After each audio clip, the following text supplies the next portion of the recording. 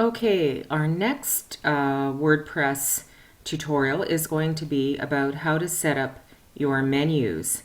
And we're just having a look at one of my websites here. And here's your menu bar. And you can see that there are some nice drop-down menus, and if I click on them, they will take me to their respective pages. So as you can see up here on the menu bar, I am logged in to my WordPress website.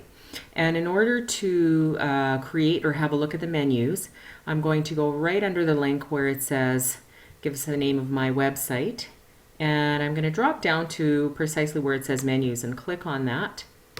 And we're just going to give it a moment here. And it's taking us to our menu structure here. So what I'd like you to notice again is you can also find menus right under the paintbrush. So remember the paintbrush under appearance, and there's lots of different ways to customize, and you'll find menus here as well. So let's take a look at the components of our menu dashboard. First off, here's a place where you're going to be adding your menu items.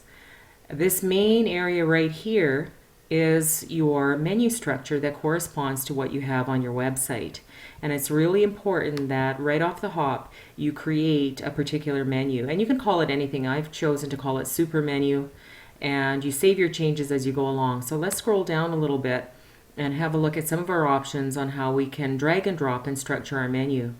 So the first bit is that I can add any of the pages that I've created. So these are simply pages, and if I click on them and click on add to menu, it's going to automatically show up at the very bottom of my menu. And then what I've got to do is I can drag and drop my content wherever it is that I like. Now be mindful, be careful, because if you drag it in here, that becomes a submenu.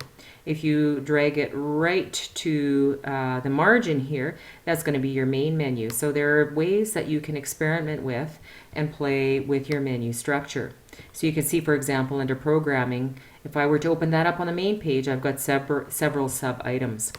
So pages is one thing that you can add to your menu structure. The other one that you'll most frequently use too is links. And I can add a direct link to any other website out there simply by copying and pasting. And then I will always want to name the menu item. And then once I add it, again, it'll drop down right here to my actual menu structure. The other one that you will use, and we will learn a little bit more about these later, are your categories. And categories are really important, especially if you are doing updates and posts.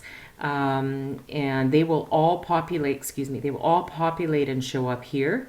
And you can add your categories to the menu, but I don't really want to get into it now. I just want to go over the basics of how to structure your menu.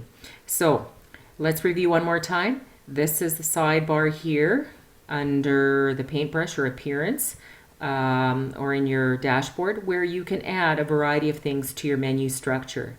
Make sure you name your menu, you save your settings as you go along, and that you understand that it's a bit of a drag and drop function, and depending on how far in or how far out you drag your components, once you add them to the menu, they will show up correspondingly on your main website.